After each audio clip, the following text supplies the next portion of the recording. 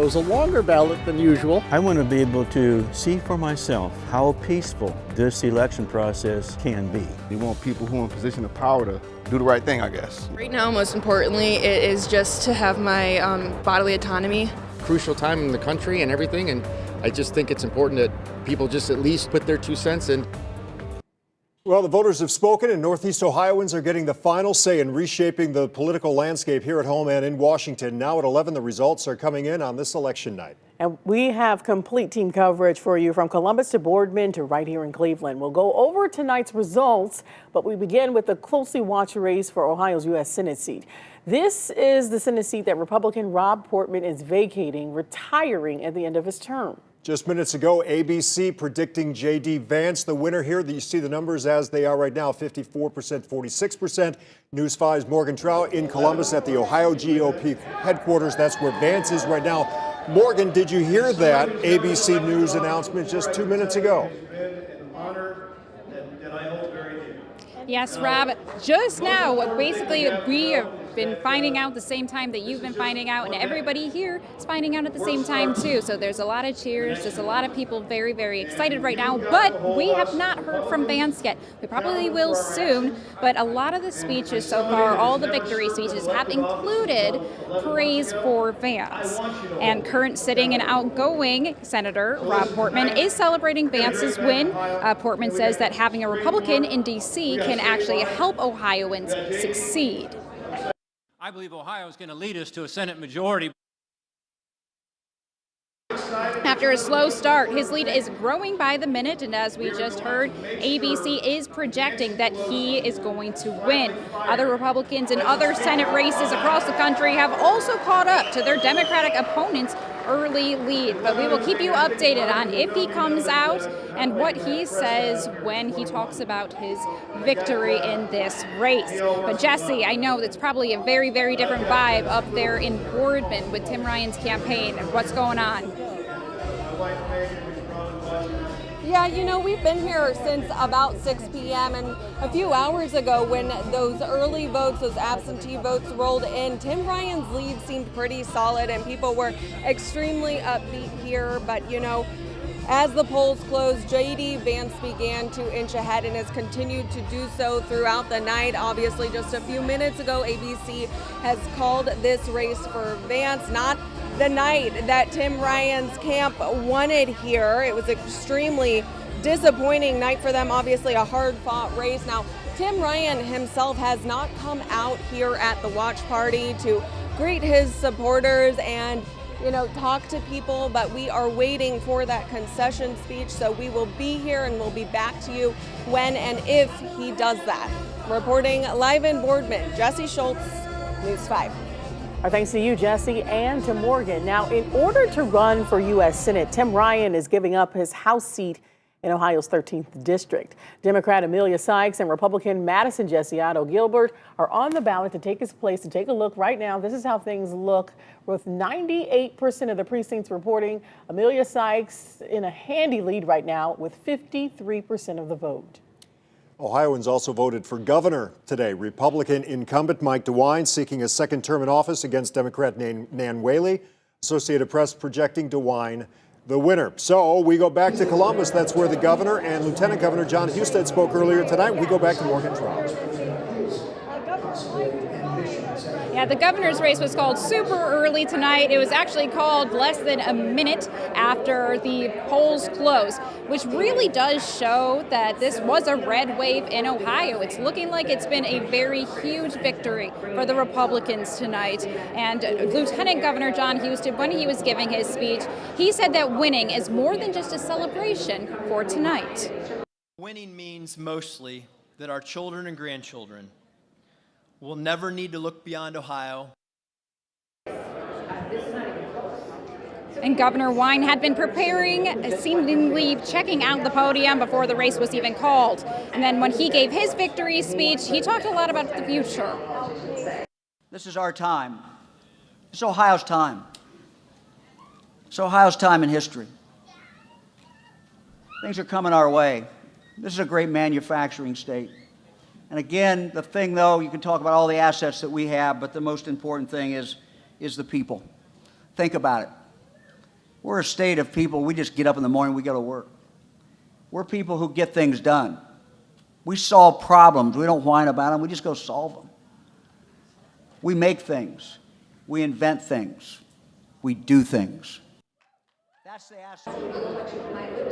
He also thanked his voters, his family, and of course his wife, Fran, and his entire team, but all of the Republicans for coming out tonight, for having this huge celebration for all of them. And this will continue going on into the night. We'll hear from Vance when he comes out to talk. But as of right now, it's starting to wrap down with a lot of happy smiles on people's faces. Live in Columbus, I'm Morgan Trout, News 5. Hi, Morgan. Thank you very much. And a much different scene we expect. Nan Whaley spoke a few hours ago in Dayton. That's where she served as mayor. She touched on her projected loss and what comes next. Tonight, we can mourn this loss, but tomorrow we get back to work. The last 20 months have been filled with the highest of highs and some of the lowest of lows. And while tonight wasn't the high we had hoped for, I still believe in Ohio. Nan Whaley added she will continue to fight to raise the minimum wage, pass universal pre-K, and every other common sense policy working families need in Ohio, she says. And there were many other pivotal races on the ballot in Ohio. Secretary of State was one of those key races to watch. Republican incumbent Frank LaRose was looking for his second term against Democrat challenger Chelsea Clark. Independent Terpsahora Morris also on that ballot. And if you take a look right now, you can see Frank LaRose with a very, very strong lead at 60%, with 92% of the precincts reporting right now. Voters also deciding on Ohio's Attorney General incumbent Dave Yost going for his second term against Democrat Chelsea Clark. And there it is right there. Dave Yost running away with 61%, with 92% of precincts reporting. Voters in East Cleveland had the chance to decide if they want to remove Mayor Brandon King from office. It's a story News 5 has been following closely over recent weeks. And right now, here's a look at it. It looks like it's a tie. So we'll have to, pretty much a dead tie right there. We'll have to come back to that and see if things change in the upcoming minutes. But if Mayor Brandon King is recalled, East Cleveland Councilman at Large Nathaniel Martin will take over as mayor. Now, Martin has served East Cleveland for over 26 years. Okay, obviously a lot going on tonight. Voters across Ohio deciding who's going to take the 3 seats on the state Supreme Court as well. And the votes were cast for a new Chief Justice as well as 2 Associate Justices for the Ohio Supreme Court. News 5's John Kosick joins us in the newsroom to break it all down. John? Yeah, you know, in the lead up to tonight, we spent a lot of time talking about these candidates because the state Supreme Court is going to have a hand in deciding issues including abortion rights in Ohio, as well as any battles over the next round of redistricting, which is coming next year. Now, for the first time, the parties of the candidates were printed on the ballots, and that appears to favor Republicans by about 13 to 15 points in each contest.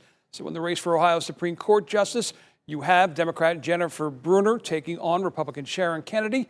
Kennedy leading in that contest.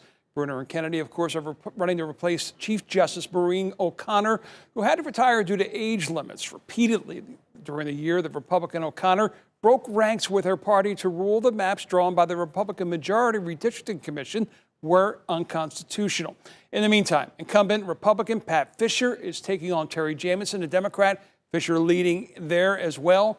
And incumbent Republican Pat DeWine is facing Democrat Marilyn Zayas, with DeWine, the son of the governor, leading there. If you want to learn more about these justices, Morgan Trout sat down with all of them. You can find those stories on the election section of our News5Cleveland.com.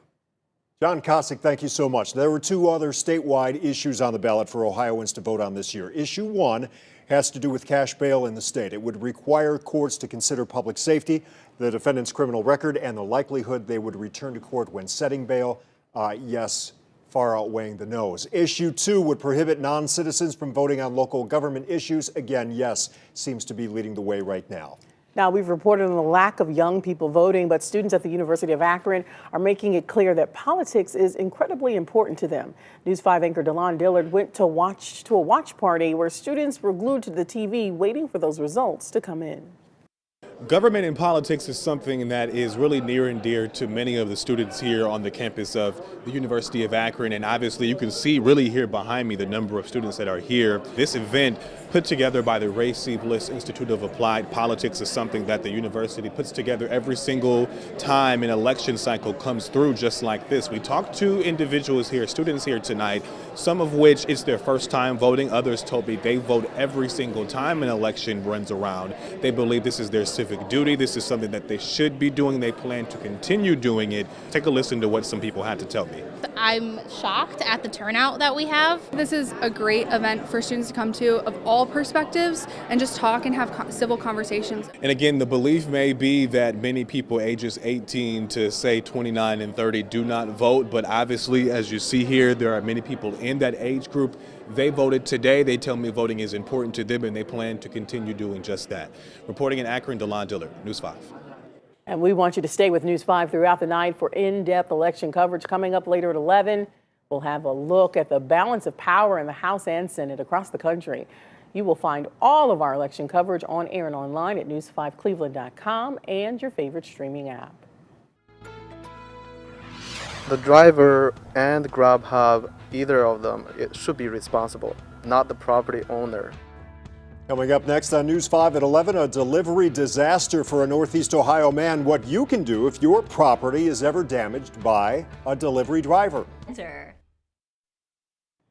And police oversight was on the ballot in Akron today. Issue 10 would make permanent a Citizens Police Oversight Board. And here's a look at it. It looks like 62% is voting yes on that issue right now. The city formed a civilian oversight committee to act as a sounding board for residents who have issues with local police officers. Activists say that's not enough.